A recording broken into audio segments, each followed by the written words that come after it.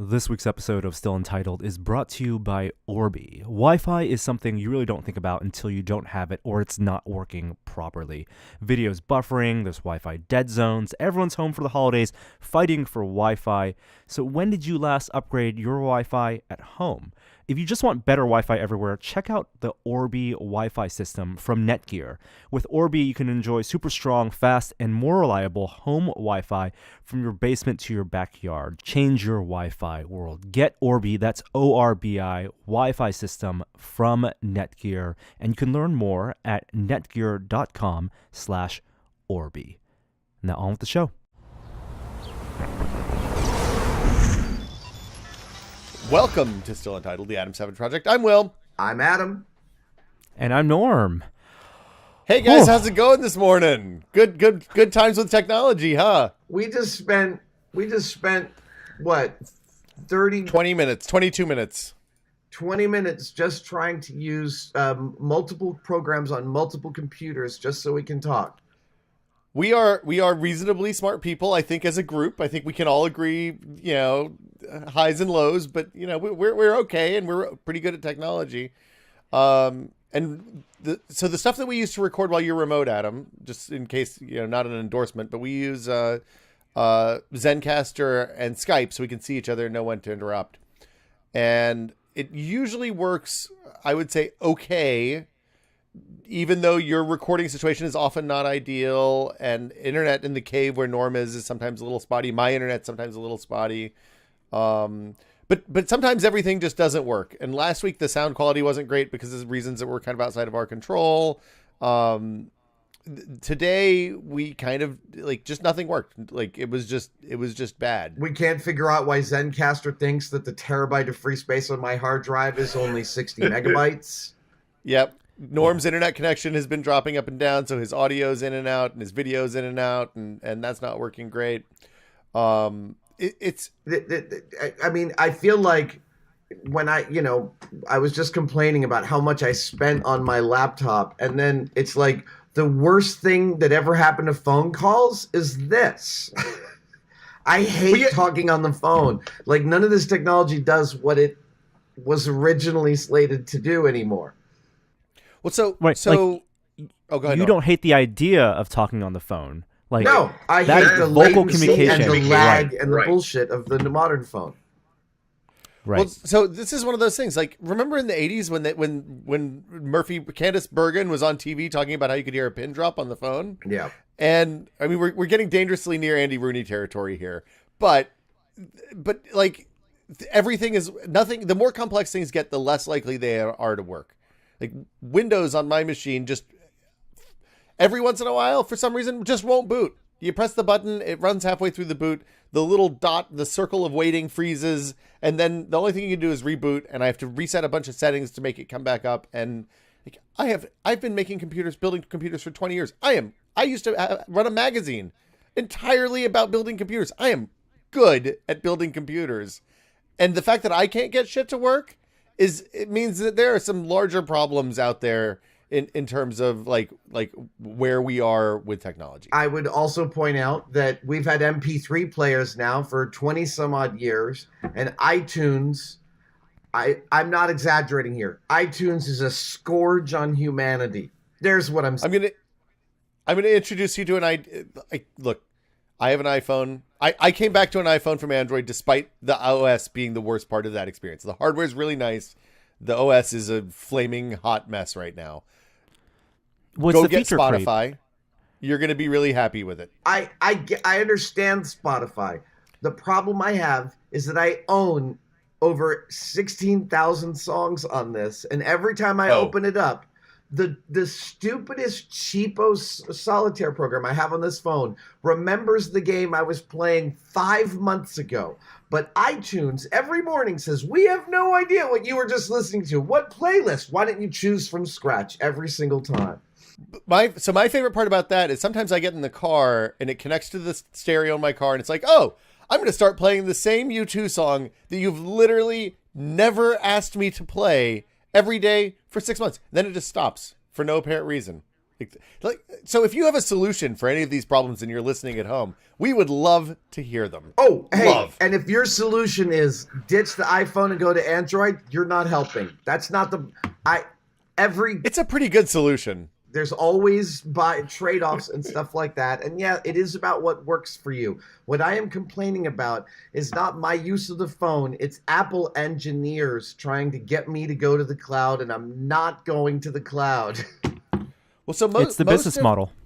Most of the problems with their stuff, though, having been on Android recently, just come back, are that they insist on being the defaults for like key pieces of functionality. The fact that I can't say I want Amazon Music or Spotify or Random Player X to be the default music player and never see your bullshit bad thing again is that's on them, and that's a choice that they make, and they do it for business reasons, and it's bad.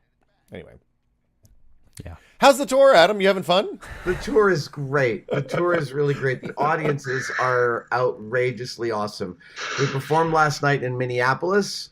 I had, I know a large number of people in Minneapolis, so I had a wonderful brunch with Bill Corbett and Kevin Murphy from Riff Tracks, with Anna Marie Cox and her husband, and Maggie Coerth Baker and her husband all came out to lunch, and we had a fantastic brunch.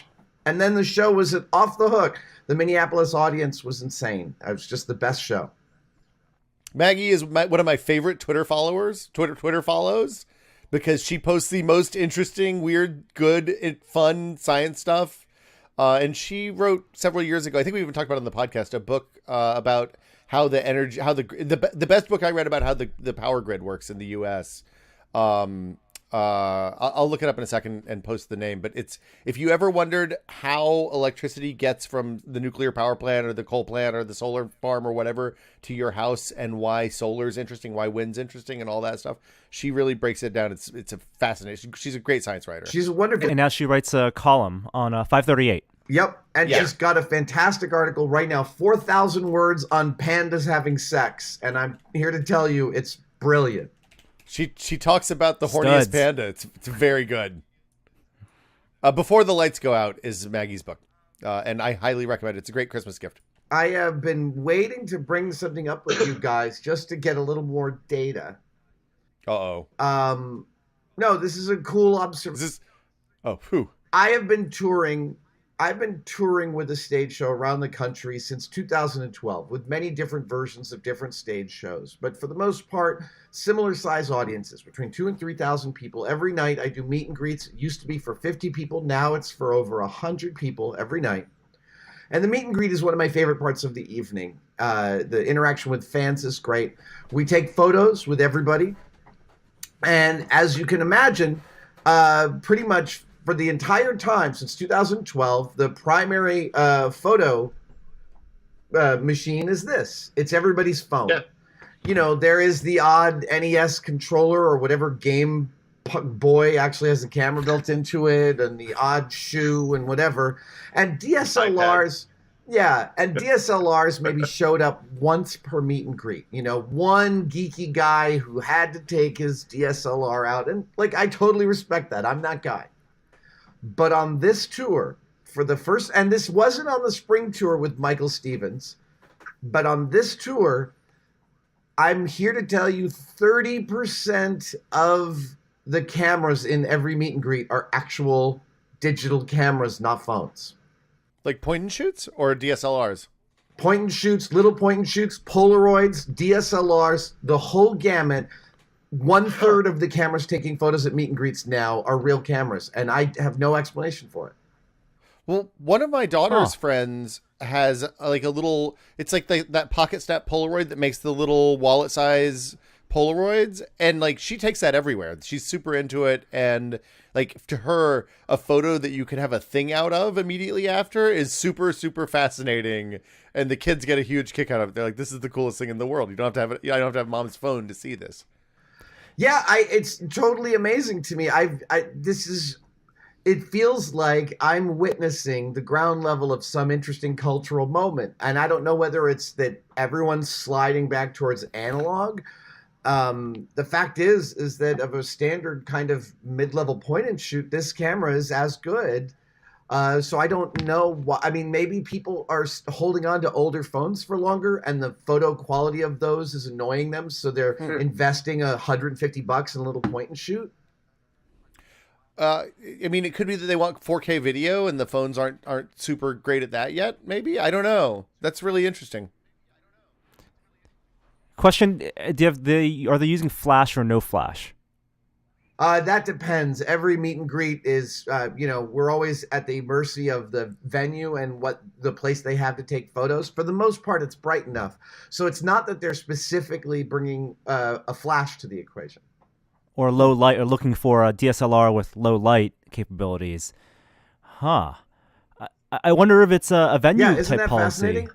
Yeah, that is. Because it's not an easy thing to bring a big camera. Oh. Well, Adam's team probably decides what cameras they can bring in, right? Yeah, we actually tell people to bring cameras to the meet and greet, but our announcement about the meet and greet requirements has not changed. Huh. Huh. That's fascinating. That's really interesting. I'm like, so for a while I carried that NEX R3. I can't remember what it is, but the R5. We had the same mirrorless for a while. Norm had one of them as well, and like I've carried that around off and on for 5 years now, and it's been a fabulous camera. But and I guess if I were coming to your show, that would I bring it out for special occasions. So we went to Color Factory. I took the good camera. We went to the Museum of Ice Cream. We went to the zoo for lights or Halloween or whatever. Took the good camera. It's interesting. It's an I've actually observation. I've just done the opposite switch, where for the past couple of years I've only wanted to carry a DSLR, and recently with the new iPhone 10 and being able to shoot raw photos on that with a third-party app, it's been completely satisfactory, and I've been 100%. I don't feel like I'm missing out on the quality of images. Speaking of iPhone 10, Norm, were you the one that told me about the depth camera app? The one that lets you Focus. see the depth of the Focus, FOCOS. That thing is incredible. So you can take the depth pictures from the iPhone 10 or presumably the 7 Plus as well, right? And 8 Plus, yep. And the 8 Plus, yeah. And you can rotate them so you can see the slices that the depth camera gives the picture, and it is fascinating. Like I haven't Focus, FOCOS is how you spell it. Yeah, and it's a couple of bucks, I think. Maybe it has microtransactions. So what else is going on? Let's see. I watched. We talked about Thor last week, I guess. Yeah. Right? Yeah. Well, I want to hear about your Thanksgivings. We haven't talked about your Thanksgivings, because last time we talked was before Thanksgiving. That's right. Adam, you want to go first? Sure. I celebrated Thanksgiving in lovely London, Ontario, north of the border. And my mom flew up from New York to spend the day with me, and we actually went and saw Thor Ragnarok together. I took her for my second time. She loved it. What is she caught up? Like, does she know what's going on? Did you have to give her the briefer beforehand? Nah, she went in cold. She loved it. Watch the muscle boys punch each other. Exactly. Okay. And then we had a delicious dinner at her hotel, and she came and saw the show. So it was lovely. The rest of my family, the boys and Julia, were all in San Francisco with a bunch of good friends.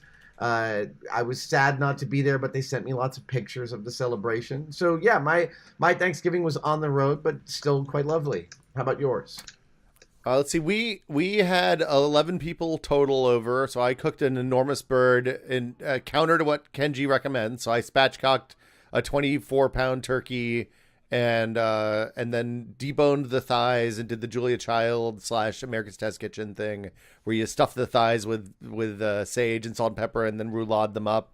And it's an amazing thing because like the breast is perfect when you do it that way, but the thigh goes first now at my house, which has never happened before. Like people take these slices of thighs and they're usually gone by the end of the first round, which is awesome because they're like inch thick pieces of really moist, dark turkey meat with the flavoring and salt and pepper inside. It's really good. But we ate outside. Our house was too small for 11 people inside. So we got some tables from a place down in the Mission by you. and went out, set up outside, and ate in the backyard. And it was a beautiful fall day, and it was the best Thanksgiving we had in a really long time. So it was really exciting. Lovely. Really, That's great. Norm, how was Indiana? Indiana was cold and awesome, and I love going to Midwest because it really shows me a different part of America and just how spaced everything is far apart. I love just looking at how big people's front yards can be in cities like that. Look, Yeah. you have a 3 foot by 9 foot stretch of grass out there. That's a pretty substantial front yard. There's a tree. It's very nice.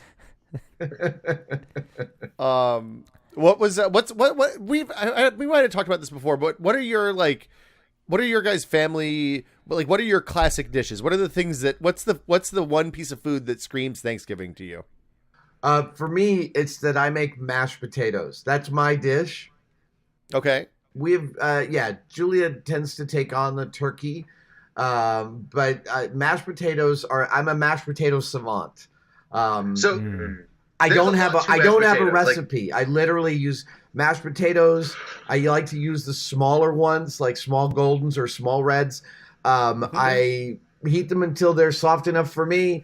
I mash them up with the skins. I add some milk, some butter, and some salt, and maybe some sour cream, and that's it. Interesting. I don't have a specific amount I add of each of those things. It is all by feel, and I'm here. My mashed potatoes are the best mashed potatoes. Very good. Norm? It's another meat. We make a turkey, but my dad loves making prime rib. So he gets a giant prime rib, and we have that for Thanksgiving as well. And so that's what I always associate. Lots of garlic. Oh, that sounds really great. Good. For me, it's the pies. Like, I love the pies. The pumpkin pie is the most Thanksgiving thing in the world, and I usually make 2 or 3 of them because they go. Pumpkin pie moves on Thanksgiving, man. But yeah, that's another one for me. Always used to be the canned recipe for me, and then maybe 10 or 12 years ago, I started using the America's Test Kitchen one, which is it is an exceptional pie recipe, highly recommended. So that's really cool. One of the great things that I got to do over Thanksgiving is on one of our free days, we went to visit an indoor antique market. So it's like a flea market, and I'd never been to one of these before, but like a 3-story building where it's like there are basically stalls, but it's not it all looks like one really set decorated space, but essentially they're like 10 by 10 cubicles of people who bring all their stuff. And everything is tagged, and I spend like 2 hours in there just wandering, and every stall has almost its own theme because whatever that collector or whatever that person has accumulated, whatever their specialty is at, and it was basically empty the day after Thanksgiving, and wandering through that was wonderful. Wonderful. What did you get? Did you get anything good? Oh yeah. What do we get? We look for paint by numbers, so we got a few of those, and got some vintage puzzles, which I also like. Nice. When I first moved to San Francisco, that was one of the things. Like, I was like, hey, I need to get some furniture. Where's an antique store or junk shop? And somebody sent me someplace up in Pacific Heights, and I was like, oh, this isn't exactly what I was looking for. This is nice stuff. This isn't what I mean. Not that there isn't nice stuff in the antique mall usually, but like you need that mix. You like the San Francisco. If this is the range of antique shops, San Francisco antique shops start like right here and go all the way up to the top, and not exactly what you need for. I love going to like junk shops and antique stores, especially down in the South. You find such amazing stuff that people have just thrown out and or want rid of. It's really good. Very cool. Well, have you been to a couple of those, Adam, on the road? On this tour, no, but Norm, antique mall is the search term I have found that is the highest percentage for a cool place to go look at a bunch of weird stuff in any city you go to.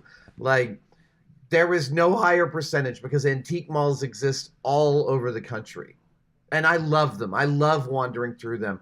It's a place where I found a lot of great old tools, old signs. It's great for Christmas shopping. Yeah, they're fantastic. And you get a sense of the trends between the eras.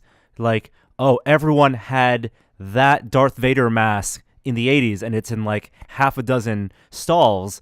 Where everyone had this type of, this thing was very popular in the 60s. So it's like archaeological almost. Yeah, exactly. What was there more pop culture-y stuff in this in the one in Indianapolis, Norm? Or was it a lot of furniture and stuff? No, definitely a lot of pop culture, a lot of Christmas, different various Santa things. There was definitely one shop that was Stranger Things influence, like dress like the 80s, here are clothes that could be right out of Stranger Things. But another place I discovered, and actually in San Francisco, Adam, you got to stop by this. It's a recent discovery. This past weekend, I found a pop-up store in the Richmond district. So San Francisco, there was a guy named Ray Anderson who was the owner of a vinyl store, a record store on Market Street, and he passed away late last year at late 70s. But he was a longtime collector of all sorts of ephemera, and so his family, his daughter and a son-in-law, have now opened a pop-up store that's a different theme every month. It's called Treasure Hunters Club. And basically they go through the two big storage units he had and his house and pull out things that are of a certain theme. So this month is science fiction themed. And so it's basically a pop-up store of old Star Trek, Star Wars novels, old vintage paperbacks, lunchboxes, robots, toys that this guy collected in his life, and they were sharing that with the world and selling it off. But they get to discover through his collection, and it was just I was there for an hour and bought like $150 worth of things because found so many rare things I'd never seen in person. Is this stuff for sale, or is it just like a showcase? No, all for sale. Oh, fascinating! I got to go check this out. This sounds great. Huh. What's your eating been like this trip, Adam? Any notable culinary experiences? Well, I got to enjoy some poutine in Toronto. Again, squeaky curds. Amazing, such delicious food. I have not been exploring as much on this tour. There's been a lot of stuff going on behind the scenes. The Savage EDC1 bag, the first bunch shipped yesterday. More are shipping out this week. So awesome. I've had a tremendous amount to do to get ready for that. There's been a bunch of other projects that are on not the back burner, but again, behind the scenes that I've been working on and dealing with. So it's been a very, very work heavy tour. And haven't done a lot of exploring or eating out. I am enjoying the post-show meal of like local pizza, or actually a couple of nights ago, geez, crow, where were we? We were... You got to look at the back of the guitar, Adam. Yeah, I know, it's ridiculous. We were in a place where there was a Chinese restaurant / pizza joint that had pizza that was... We had a General Tso's pizza and a crab rangoon pizza, and they were unbelievably delicious, like ridiculously good. They served mozzarella sticks deep fried in egg roll dough. Wow. And like dipped in a tartar sauce. It was like this cultural mashup. Their egg rolls had salsiccia sausage in them. Yeah, it was very, very far out, but really, really delicious combinations. Wow, that sounds awesome. That was by far I'm skeptical. high point. What's that? I am skeptical. Look, I was skeptical of the tikka masala pizza when you described it to me, Norm, but that stuff is incredible. This was the same kind of thing, Norm. It's very similar to Zante pizza in that, like, no amount of explaining it to you makes it sound appetizing until you take a bite and you're like, wow, they totally did it. Like the crab rangoon, I can see more than the General Tso's, I think. So actually, the General Tso's was the best thing they had. Wow. It was like it was like a when you have like a sweet barbecue pizza. but the meat's cut up really small. That's sort of similar to what it was a little bit like. Okay, that makes sense. How is San Francisco? What is the weather like there? I'm in Kansas City right now. We've had a little bit of rain, and it's cold. It's San Francisco cold, though. It's not really cold. Can I tell you that it is humid and warm in Kansas City right now? Oh, well, I mean, I guess thanks, Obama. I don't know. Is that a global warming? We had, let's see, we got a new fence up in the backyard this weekend, so that was very exciting. We've had a falling down fence here for the last year because of the winds and rain from last winter. You know, the rain got soft and the blew the fence over. So now I actually have full privacy across my entire backyard, which is a real revolution down here in Pacifica. But yeah, it's not it's pretty, like, it's kind of quiet in the city right now. We're into that time between Thanksgiving and Christmas when people start to go off on vacation and stuff. So like there's a little less traffic and fewer people walking around. It's really nice. Yeah. We miss you in the office, Adam, and we can't wait for you to get back. We miss you in the office and can't wait for you to get back. I know you're back in just a week.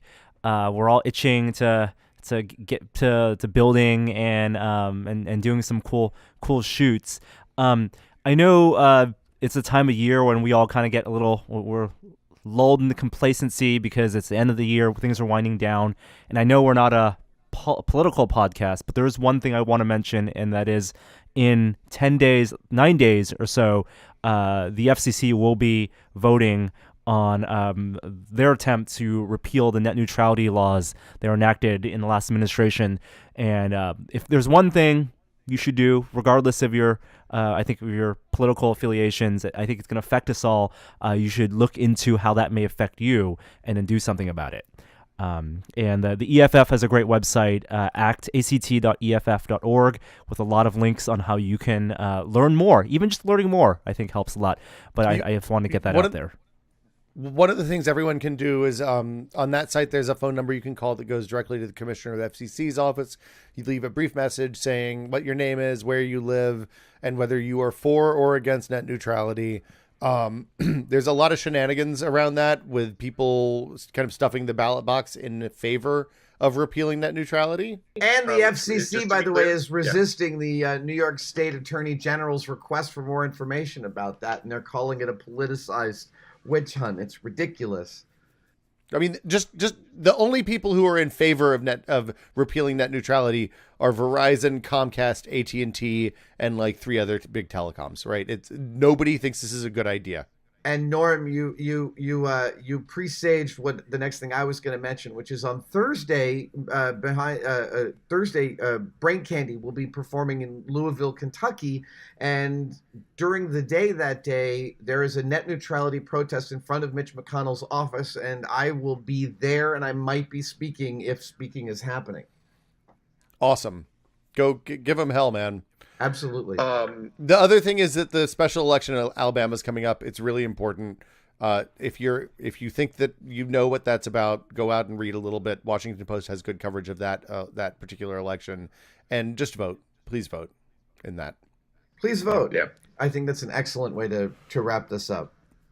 Okay. See you guys next week. You're back in town for a little bit. I am back in town for a little bit. I apologize to tested listeners of Still Untitled because I was meeting a lot of you guys at the meet and greets. Apologies for last week's lack of a podcast.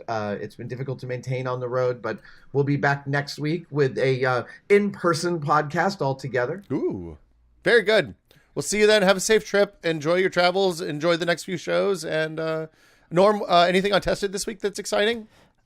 Yeah, we have one of the final episodes of Adam's Armor Bill with Terry English, and we also visited his son. Terry's son is a model maker who scratch builds replica motorcycles, racing motorcycles, and we have a tour of his shop and his process. Yeah, awesome. Okay, see you guys next week. Thanks for listening. Bye, guys. All right, bye. Bye.